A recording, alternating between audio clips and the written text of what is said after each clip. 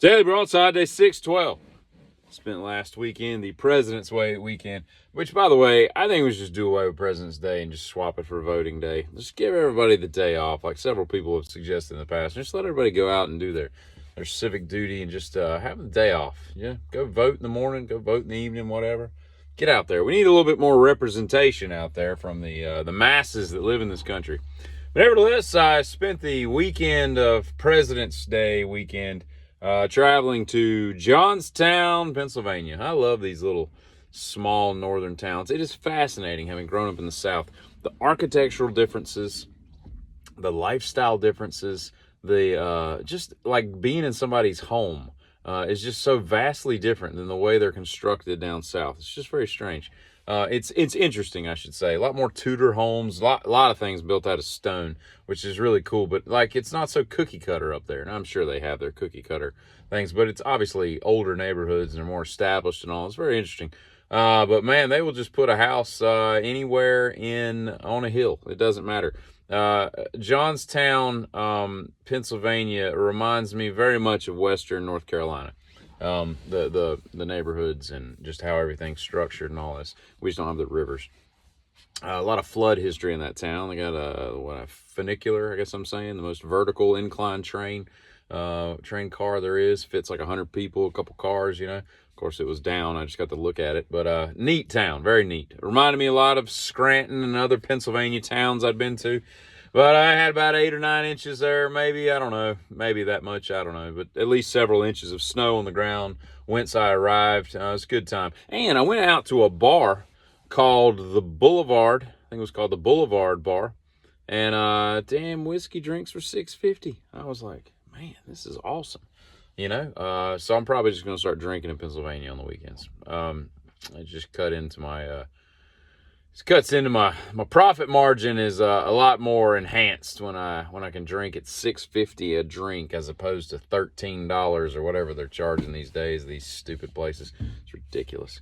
But you just can't. You're like, oh, it's expensive. It's off, but it's offset by the fact that the ambiance of a bar and just drinking and watching TV and hanging out with people and just soaking it all in. I love this bar. You know, it's that. I mean, that's a great song just because it's so true, you know. Every walk of life, it's fun. You never know who you're going to run into and all that. But anyway, what was I saying?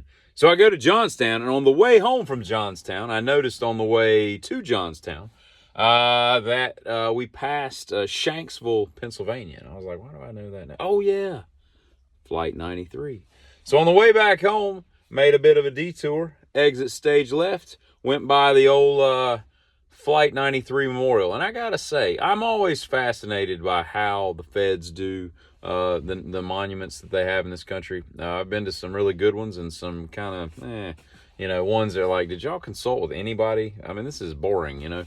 But I will say this, that daggum thing is, aside from like the 40 Voices Tower, which is basically just a big concrete obelisk with a bunch of you know, chimes that when the wind blows, they're in the Lydian scale, by the way, if you know anything about music. But they, you know, go off at different pitches and tones and whatnot. And that's cool. And there was no wind that day. It was cold as piss, but there's no wind, but you can scan one of those little square black and white dotted things, whatever those are called, like the modern day UPC, whatever.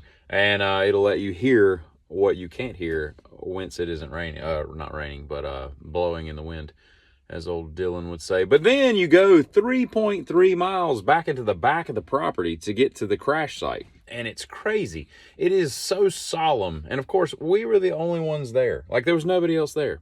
It was it was like 7:30, 7:45 in the morning. So nobody was there, except 2 guys that, you know, work for the Parks Department that were like doing some maintenance or whatever.